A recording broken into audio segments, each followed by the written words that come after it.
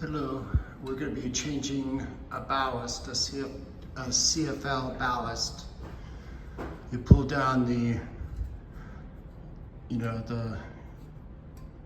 recessed reflector, and then you'll be pulling out the ballast right there. Usually the ballast is right next to the hole, so you could easily work on it.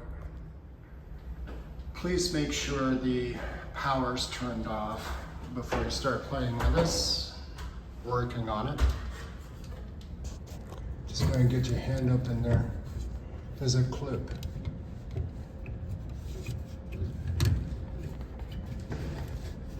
Somewhere. There it is. You just go and unclip it and it slips right out, as you can see.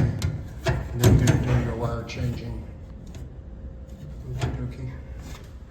You're going to get your hand and kind of pull it out, and there you just basically pull the wires out and put the new ballast in. It's that easy.